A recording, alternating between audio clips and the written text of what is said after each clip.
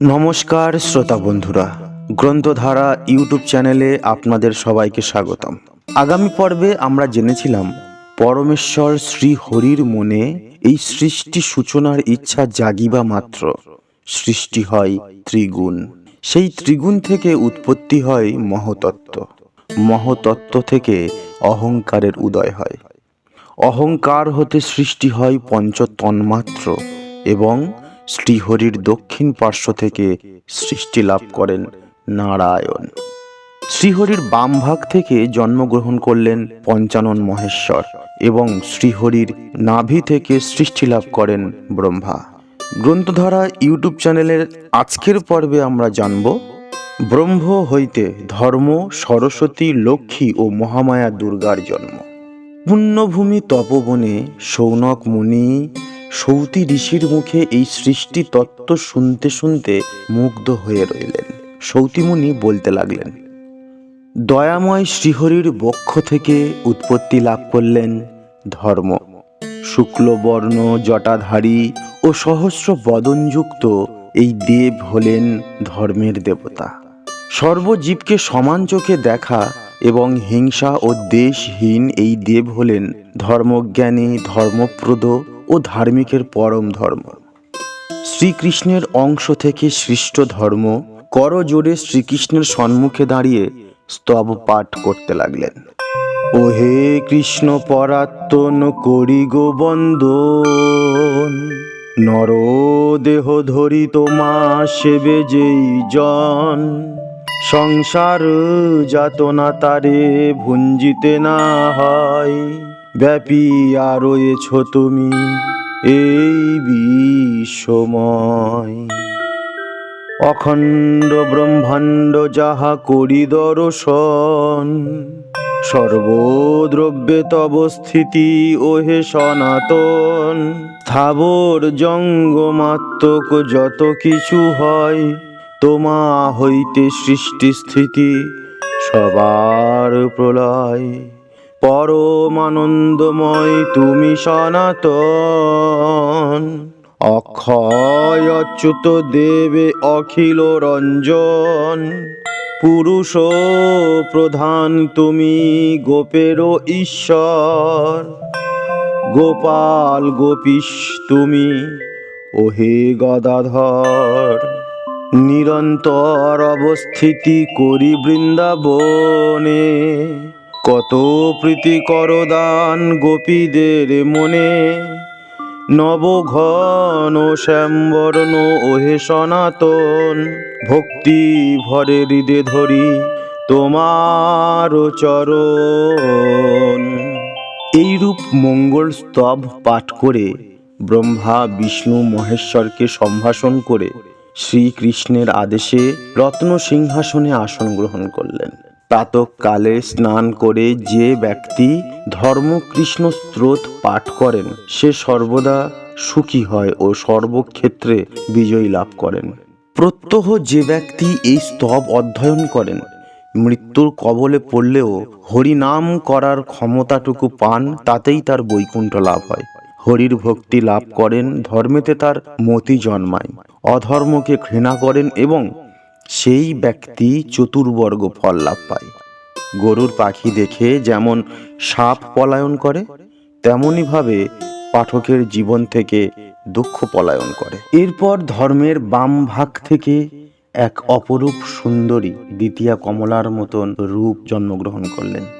ইনি হলেন সতী। এই শুভক্ষণে পরম দয়াময় শ্রীহরি বিভুর মুখ থেকে উৎপন্ন হলেন বিদ্যার দেবী মা সরস্বতী।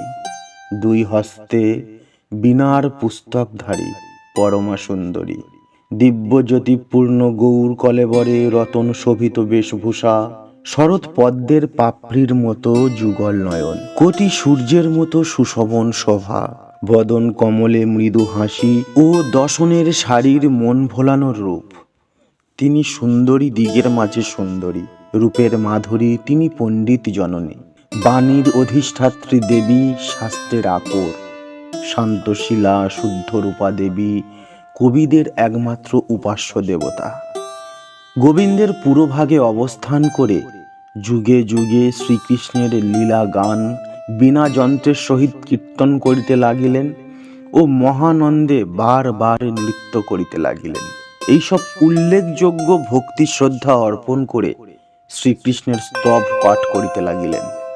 দেবী বলে, ও হে প্রভু নিত্য সনাতন, অখিলের পতি তুমি অখিল রঞ্জন, রাসমণ্ডলের মধ্যে করি অবস্থান, রত্ন সিংহাসনে শোভা পাও মতিমান, রতন ভূষণে থাকো সতত ভূষিত, রাসের ঈশ্বর তুমি জগতে বিদিত, রাসেশ্বরী পতি তুমি রাসেরও দেবতা, গোপ গোপী সবাকার মনোরথ দাতা, রাস পরিশ্রমে যবে শ্রমবোধ হয়, গোপীদের মধ্যে থাকো ওহে দয়াময়, গোপীদের মাঝে তুমি করহ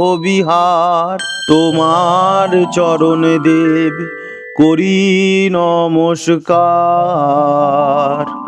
এইভাবে শ্রীকৃষ্ণের চরণে মহাস্তব অর্পণ করে শ্রীকৃষ্ণের আদেশে রতনে খচিত সিংহাসনে আসন গ্রহণ করলেন। যে ব্যক্তি প্রাতঃকালে গাত্রোত্থান করে মা সরস্বতীকৃত এই সরস্বতী কৃষ্ণ স্তব অধ্যয়ন করেন, সে ব্যক্তি এই ভুবনে বুদ্ধিমান ও বলবান হয়ে থাকে, এ বিষয়ে কোনো সংশয় নেই। তিনি পুত্র পৌত্র লাভ করেন, পাপ বা মহাপাপ কোনো কিছুই তার সংস্পর্শে আসে না। একে একে ব্রহ্মা, বিষ্ণু, মহেশ্বর, ধর্মরাজ ও সরস্বতী জন্মের এই স্মরণ শুভক্ষণে পরমেশ্বর শ্রীহরির মন থেকে জন্মগ্রহণ করলেন মহালক্ষ্মী দেবী। পীতি বস্ত্র পরিহিত, অলঙ্কারে বিভূষিতা, অপরূপা নবীন যৌবনা, গৌর বর্ণীয় সহাস্য বদনে প্রাণময়ী তেজ। মা মহালক্ষ্মী হলেন ঐশ্বর্যের অধিষ্ঠাত্রী। এই ভুবন চরাচরে তিনি স্বর্গলক্ষ্মী রূপে খ্যাত। ইনি রাজ্য মধ্যে রাজ্যলক্ষ্মী।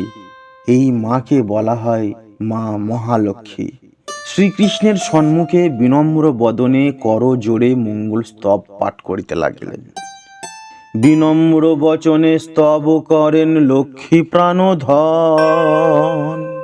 সত্যের স্বরূপ তুমি ওহে পরাত্তন, সত্যেরও কারণ তুমি সত্যেরও ঈশ্বর, সনাতন বলি খ্যাত তুমি দণ্ডধর, সত্যমূল তুমি দেবী সত্যেরও আধার, তব পদে ওহে প্রভু করি নমস্কার। এইরূপ বিশেষ উৎকৃষ্টপূর্ণ স্তব পাঠ করে মা কমলা পরমাত্মা শ্রীহরির পদে নমস্কার করে সর্বদিক আলোকিত করে রত্ন সিংহাসনে আসন গ্রহণ করলেন। এতৎকালে শ্রীকৃষ্ণের বুদ্ধি থেকে জন্মগ্রহণ করলেন মহামায়া মহাপ্রকৃতি মা দুর্গা, পরমা সুন্দরী দেবী, আদিমা প্রকৃতি। তিনি সর্ব অধিষ্ঠাত্রী দেবী, তিনি সবার ঈশ্বরী। রত্ন বস্ত্র পরিহিত, রত্ন অলঙ্কারে বিভূষিত, সুতপ্ত কাঞ্চন বর্ণ কলেবরে দিব্য জ্যোতিপ্রভায় আলোকিত হয়ে আছে কোটি সূর্যের মতো। বদনে মৃদু হাসি, আহা কি মনোময় রূপমায়া। এই ভুবন মাঝারে ক্ষুধা, তৃষ্ণা, নিদ্রা, শ্রদ্ধা, দয়া আদি যত শক্তি দেবী আছেন, ইনি তাদেরও একমাত্র ঈশ্বরী। ইনি শতভুজা, ইনি ভয়ঙ্করা, ইনি সর্বফলদাতা। এই দেবীর কৃপায় দুর্গতি নাশ হয়, সেই হেতু এই দুর্গা নাম এই পৃথিবীতে বিখ্যাত। এই দেবী হলেন পরমাত্মার শক্তির রূপ। শাস্ত্রে ইনি পরমা জননী।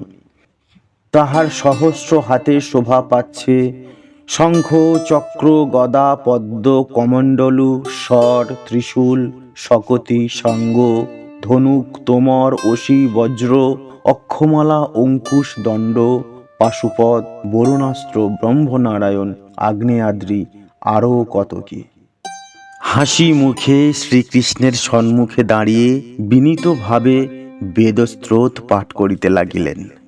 সত্য বটে আমি হই আদিমা প্রকৃতি, সবার ঈশ্বরী সর্বরূপা সর্বশক্তি, আমাদারা শক্তিমান এ ভব সংসার, তথাপি স্বতন্ত্র নহি ওহে গুণাধার।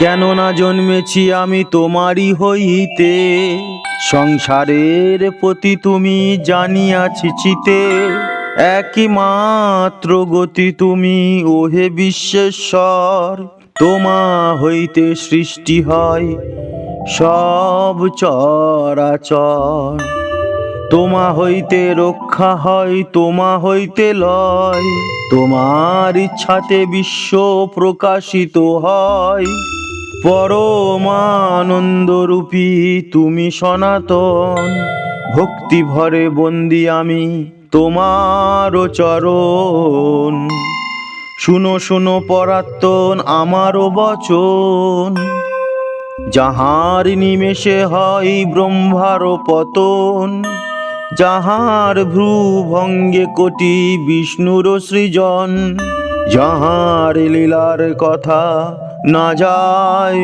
বর্ণন, ইচ্ছা হইলে যেই জন নিমিষ ভিতরে, কত ব্রহ্মা কত দুর্গা সৃজিবারে পারে, সেই হেতু সনাতন ওহে কৃষ্ণ ধন, বর্ণিতে তোমার গুণ পারে কোন জন, পরিপূর্ণতম তুমি পূজ্য সবাকার, তোমার চরণে দেবে করি নমস্কার, যাহার কলাংশে সৃষ্টি বিরাট মূরতি, যাহার আশ্রয়ে কত ব্রহ্মাণ্ডের স্থিতি, কি বলিয়া স্তব আমি করিব তাহার, তোমার চরণে নাথ করি নমস্কার, ব্রহ্মা বিষ্ণু শিব ধর্ম